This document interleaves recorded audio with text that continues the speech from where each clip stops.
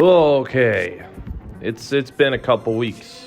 What have I been doing? Well, in a break from tradition, I went outside not once, but 2 times. The first was to go look at some Civil War battlefield in the middle of North Carolina. That was a little uncomfortably sympathetic to the side of the Confederates, but that's not a discussion for this time. The second time was when we went outside to notionally do an ambush using notional guns and using those notional guns to kill notional bad guys. Notionally, of course. And in between, we've just been practicing MDMP, which is the military decision-making process. MDMP should not be confused with MDMA, even though it's more fun, albeit more morally ambiguous. MDMP, in a nutshell, is how you build plans to have your commander approve them. It's a really fun and relaxing, simple way to burn like 48 hours of your life inside of a windowless building that you'll never get back. Now, for my own mental health, I will not be going through the 6 billion steps of MDMP, but if you'd like to know more, just become an officer in the military,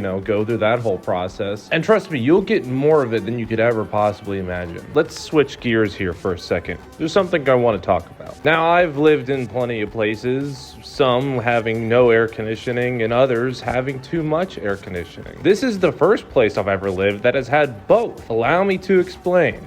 This is the Brayburn Model 2200 NC thermostat. Now, 2,200 represents how many crimes of passions this little guy has inspired in court hearings. And NC, of course, stands for the Latin Novus Cassis, which roughly translates to useless pile of dog shit. Now, see, when I moved here, I was naive enough to think that I could figure this thing out. After all, my last thermostat had a Bluetooth connection and required firmware updates. How bad could this thing actually be? Really bad. Really bad is the answer to that one. Thanks to this wonderful thermostat, I now have a renewed empathy for women going through menopause. Because for the last 8 weeks, or however long I've been in this hellhole, this room has constantly been fluctuating between polar ice caps and the actual surface of the sun, happening more times than I can count in any given day. You ever fallen asleep sweaty only to wake up at 2 in the morning realizing the sweat is now frozen to your body? Not only has this thing made me physically uncomfortable, but it's made me lose all confidence in my own intellect.